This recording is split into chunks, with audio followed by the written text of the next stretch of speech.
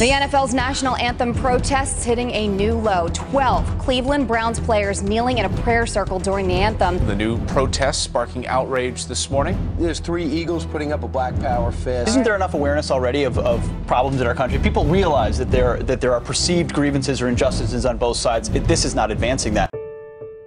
But they feel like they're the new second-class citizens, like they have white privilege, that they're racial double standards, affirmative action policies, open borders immigration, erasing history. Who's to blame for the chaos erupting in Charlottesville? This is on all sides, and that is the uncomfortable truth. You can tell yourself a comfortable lie or an uncomfortable truth. The unpatriotic protests during the national anthem that's spreading like wildfire, even to children. Now we see these young kids down in Texas. I mean, it's trickling down to the youth. But when it trickles all the way down to the youth, when you've got kids not standing in youth football, what's the impact? You've been seeing sort of one explanation or one perspective, and as we have in this country with the First Amendment, we like to make sure all voices are heard and sort of understood. They say when he talks about God and country that he's talking in code. He's using a dog whistle to white supremacists. That's never what he's been about. It's out of control. You got a female soccer player, women's soccer player, taking a knee during a national team game against another country. On my own unofficial People poll, they are outraged by this action.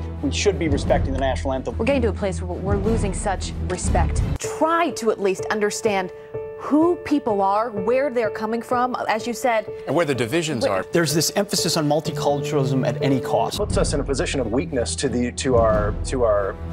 outward world. Sure. People look at us and say, wow, look at them, they're divisive already. You play a game for a living.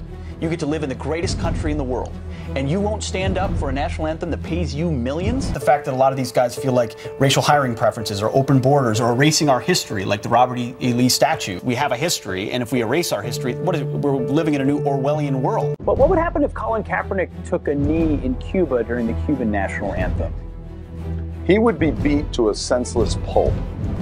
He would be arrested, probably shot. NFL owners don't want to pick him up because they don't want to get a nasty tweet from Donald Trump. I hope ticket sales are down. I can't believe these people are doing this. I really can't. Politics. I think they are. Meanwhile, straight ahead on this Monday, the former Vanderbilt professor who studied the movement behind this week's protest and what she found out. We'll discuss.